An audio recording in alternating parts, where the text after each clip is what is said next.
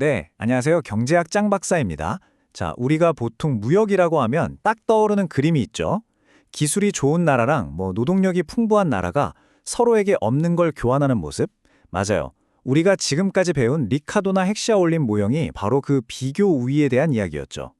근데요, 현실 세계를 한번 둘러보면 뭔가 좀 이상해요. 기술 수준이 비슷한 독일하고 일본이 서로 자동차를 사고 팔고요. 와인으로 유명한 프랑스랑 이탈리아가 서로 와인을 수출하고 있단 말이죠. 대체 왜 이런 무역이 일어나는 걸까요? 바로 오늘 김인준 교수님 교재를 가지고 그 비밀을 풀어줄 현대무역 이론의 핵심 열쇠, 규모의 경제에 대해서 제대로 파헤쳐 보겠습니다. 이 고전 이론의 빈틈을 아주 멋지게 메워주는 정말 중요한 개념이니까 다들 집중해 주세요. 경제학 짱 박사, 오늘 우리가 함께 갈 길을 한번 보죠. 먼저 왜 기존 이론만으로는 설명이 안 되는 부분이 생겼는지 그 배경부터 짚어볼 거고요. 그리고 오늘의 주인공, 규모의 경제가 대체 뭔지 그 개념을 확실하게 잡고 갈 겁니다. 그 다음엔 이 개념 덕분에 무역이 어떻게 우리 모두에게 이득을 주는지 그래프로 직접 눈으로 확인하는 시간을 가질 거예요. 간단하게 내부 경제와 외부 경제 차이점도 보고요. 마지막으로 이 모든 지식이 세상을 보는 우리 눈을 어떻게 바꿔놓을 수 있는지 그런 이야기로 마무리하겠습니다. 자, 그럼 첫 번째 이야기부터 시작해볼까요? 정말로 서로 다른 점이 있는 나라들끼리만 무역을 할까요? 만약 그게 아니라면 우리가 지금까지 단단하게 쌓아온 경제학 상식에 뭔가 아주 중요한 퍼즐 한 조각이 빠져있다는 뜻이겠죠? 여기 이 표를 좀 보세요. 왼쪽에 있는 전통 이론은 무역을 하는 이유가 오직 비교 우위 때문이라고 보죠. 하지만 오른쪽의 새로운 이론은 여기에 규모의 경제라는 아주 핵심적인 동기를 추가합니다. 그리고 시장도 늘 완전 경쟁은 아닐 수 있다고 보고요. 이게 왜 중요하냐고요? 바로 이 차이점 덕분에 서로 비슷비슷한 선진국들끼리 왜 그렇게 활발하게 물건을 사고 파는지, 그 막대한 이익이 어디서 나오는지를 아주 시원하게 설명할 수 있게 되는 겁니다. 좋습니다. 그럼 이제 오늘의 주인공, 규모의 경제를 제대로 한번 만나보시죠. 이거 아주 간단하게 말하면요, 뭉치면 싸진다, 이 원리예요. 공장을 크게 짓고 생산량을 팍팍 늘릴수록 신기하게도 제품 하나 만드는 데 들어가는 평균 비용은 오히려 뚝뚝 떨어지는 그런 마법 같은 현상을 말하는 거죠. 여학생, 교수님, 책에 나온 정의를 보면 산출물 단위당 평균 비용이 감소한다. 이게 핵심인 것 같은데 이게 구체적으로 와닿지가 않아서요. 경제학 장 박사? 아주 좋은 질문이에요. 말이 좀 딱딱하죠? 맞아요. 핵심은 바로 그거예요. 효율성이죠, 효율성.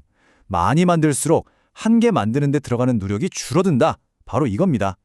자, 이게 말로 말하면 감이 안 오니까 바로 다음 표에서 숫자로 직접 한번 확인해 봅시다. 자, 다들 이 표에 집중해 주세요. 다른 건 일단 놔두고 오른쪽 규모의 경제라고 쓰인 부분을 봅시다. 산출량, 즉 생산량 Y가 1개에서 5개로 쭉 늘어날 때 맨 오른쪽에 있는 평균 노동 투입량 L분의 Y, 다시 말해서 제품 하나 만드는 데 필요한 노동력은 지금 어떻게 변하고 있죠? 우리 남학생 한번 얘기해 볼까요? 생산량이 늘어나니까 평균 노동량이 2에서 시작해서 1.5, 1.33 이렇게 계속 줄어드네요. 5개를 만들 때는 1.2까지 떨어져요. 와, 그러니까 생산을 많이 할수록 점점 더 효율적으로 만들게 된다는 뜻이네요. 경제학장 박사, 바로 그거예요. 정확합니다. 핵심을 제대로 짚었어요. 생산량이 늘어날수록 효율이 그야말로 폭발적으로 올라가서 단위당 들어가는 비용이 줄어드는 것. 이것이 바로 규모의 경제가 가진 진짜 힘입니다. 좋습니다. 이제 개념은 확실히 이해했으니까 제일 중요한 질문으로 넘어가 보죠. 이 놀라운 규모의 경제라는 게 대체 어떻게 국가 간의 무역을 통해서 우리 모두를 더 잘 살게 만들어준다는 걸까요? 지금부터 그래프를 통해서 그 과정을 하나하나 직접 따라가 보겠습니다. 자, 이 그래프가 바로 오늘의 하이라이트입니다. 화면을 좀 크게 확대해서 보죠. 여기 원점을 기준으로 바깥쪽으로 볼록하게 튀어나온 곡선, ACB 보이시죠? 이게 바로 생산 가능 곡선, 즉 한 나라가 가진 모든 자원을 쏟아부었을 때 최대로 생산할 수 있는 양의 조합을 나타내는 선이에요. 근데 보통 우리가 알던 생산 가능 곡선은 오목했는데 왜 이건 볼록할까요? 이게 바로 규모의 경제가 작동하고 있다는 아주 강력한 증거입니다. 한 가지 상품, 예를 들어서 X제 생산에 집중하면 할수록 효율이 막 폭발적으로 증가하니까 어중간하게 둘 다 만드는 것보다 훨씬 더 많이 생산할 수 있다는 걸 이 곡선의 모양이 보여주는 거죠. 그럼 여기서 간단한 퀴즈. 만약 이 나라가 다른 나라랑 교류 없이 완전히 자급자족하면서 살아야 한다면 이 그래프 위에 어느 지점에서 생산하고 소비하는 게 가장 만족도가 높을까요? 자기 능력 안에서 가장 큰 만족을 얻어야 하니까 생산 가능 곡선하고 사회 무차별 곡선이 딱 접하는 C점이 아닐까요? 경제학장 박사, 와, 완벽합니다. 맞아요. 바로 저 시점입니다. 무역이 없을 때 이 나라는 자신의 생산 능력, PPF 안에서 얻을 수 있는 최대의 만족, 즉 가장 바깥쪽에 있는 무차별 곡선을 찾게 되니까요. 그래서 두 곡선이 딱 한 점에서 만나는 저 시점에서 생산하고 또 그걸 그대로 소비하게 되는 거죠. 이때 이 나라가 누리는 만족도의 수준을 우리가 I0라고 부르는 거고요.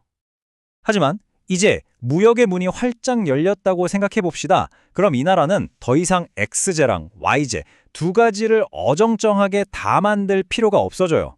X제면 X제, Y제면 Y제, 자기가 가장 잘할 수 있는 하나에 올인해서 규모의 경제 효과를 극한까지 끌어올릴 수 있게 되는 겁니다.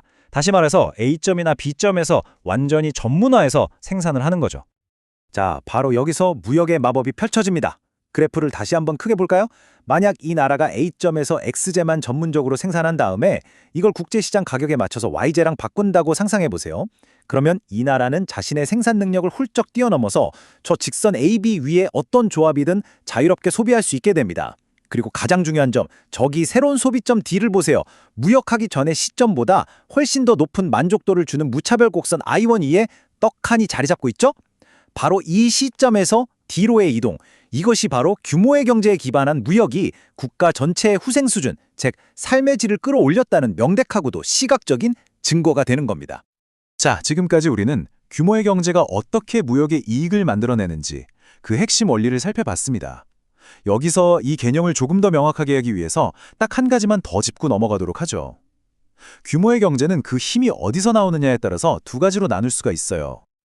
경제학장 박사님, 여기 표에서 보시는 것처럼 내부 규모의 경제라는 건 개별 기업, 예를 들어 삼성전자나 현대자동차처럼 한 기업의 덩치가 커지면서 생산성이 높아지는 경우를 말해요. 이건 자연스럽게 소수의 거대 기업이 시장을 지배하는 불완전 경쟁으로 이어지기 쉽죠. 반면에 외부 규모의 경제는 실리콘밸리처럼 특정 지역에 비슷한 기업들이 막 모여들면서 산업 전체의 인프라가 좋아지고 지식 교류가 활발해져서 비용이 줄어드는 경우고요. 우리가 방금 그래프로 자세히 살펴본 무역 모형은 주로 이 내부 규모의 경제를 바탕으로 설명이 됩니다. 자, 오늘 우리가 함께 살펴본 개념들이 조금 복잡하게 느껴졌었을 수도 있습니다. 하지만 여러분은 방금 국제경제의 거대한 흐름을 읽어내는 아주 강력한 분석 도구를 손에 넣으신 겁니다. 경제학장 박사, 오늘 우리가 본 이 그래프와 여러 개념들은요, 그냥 시험 보려고 외우는 그런 게 아니에요. 이것들은 세계적인 기업들과 국가들이 왜 그런 결정을 내리는지, 이 거대한 글로벌 경제가 어떻게 서로 톱니바퀴처럼 맞물려서 돌아가는지를 꿰뚫어 볼 수 있게 해주는 일종의 특별한 안경과도 같은 겁니다. 물론 국제경제학이 공부하다 보면 때로는 어렵고 막막하게 느껴질 수 있어요. 하지만 오늘 규모의 경제라는 새로운 렌즈를 하나 장착했듯이 이렇게 개념을 하나씩 정복해 나갈 때마다 세상을 보는 여러분의 시야는 훨씬 더 넓어지고 깊어질 겁니다. 그러니까 절대 포기하지 않는 게 중요해요. 경제학장 박사, 오늘 우리는 생산을 한 곳에 집중하고 서로 교역하는 것이 어떻게 우리 모두를 더 풍요롭게 만드는지 눈으로 확인했습니다. 이제 여러분 주변에 있는 수많은 수입품들을 볼 때 그냥 싸서 사오는구나가 아니라 그 이면에 있는 거대한 규모의 경제와 그로 인한 무역의 이익을 떠올리게 되지 않을까요? 바로 그 새로운 시선으로 세상을 계속해서 탐구해 나가시길 바랍니다. 네, 오늘 설명은 여기까지 하겠습니다.